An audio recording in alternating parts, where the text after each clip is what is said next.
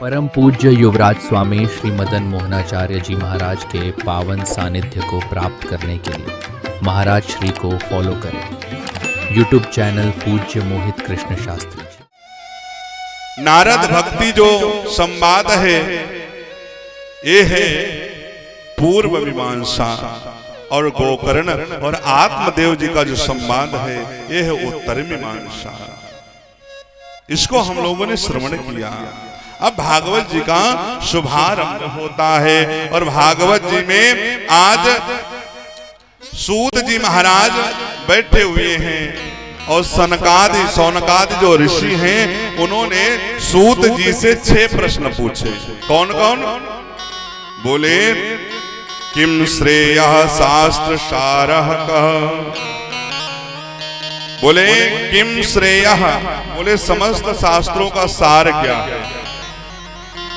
दूसरा का अर्थ पूछते, दूसरा प्रश्न करते हैं कि कलयुग में मनुष्य अल्पायु आलसी नाना प्रकार के रोगों से उपद्रवों से पीड़ित है, तो इनके नाना प्रकार के रोग जो हैं मनुष्य को लगे हुए हैं, उन सब से बचने के लिए समस्त शास्त्रों को पढ़ने का किसी के पास टाइम नहीं है, तो शास्त्रों का सार क्या है। दूसरा प्रश्न।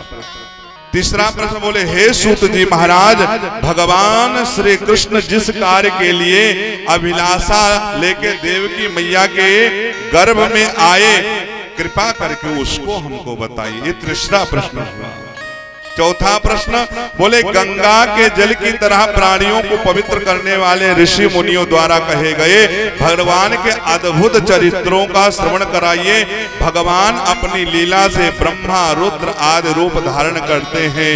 विश्व की सृष्टि आदि के भगवान के कार्यों में नारदादि वर्णन करते हैं। कृपया करके आप उसको हमको श्रवण कराइए। पांचवा प्रश्न बोले हे प्रभु, भगवान के अवतार कितने हैं और भगवान के अवतार का मुख्य प्रयोजन क्या है। कोई कहता है भगवान के 2 अवतार हैं, कोई कहता है 4 अवतार हैं, कोई कहते हैं 10 अवतार हैं, कोई कहता है 20 अवतार हैं, कोई कहता है 24 अवतार हैं, कोई कहता है अनेक रूप आय विष्णवे प्रभु विष्णवे। भगवान के तो हजारों अवतार हैं। और गोस्वामी तुलसीदास जी कहते हरि अनंत, हरि कथा अनंत। तो भगवान के मुख्य रूप कितने, अवतार कितने हुए हैं। पांचवा प्रश्न। छठा प्रश्न बोले जब भगवान श्री कृष्ण अपनी लीला को संवरण करके समाप्त करके गोलोक धाम को चले गए, तो धर्मः कम शरणं गतः। धर्म किसकी शरण में गए? धर्म किसकी शरण में गया? जब इन 6 प्रश्नों को जब पूछा, और एक बात बताओ, इन 6 प्रश्नों का उत्तर ही पूरी भागवत की कथा है।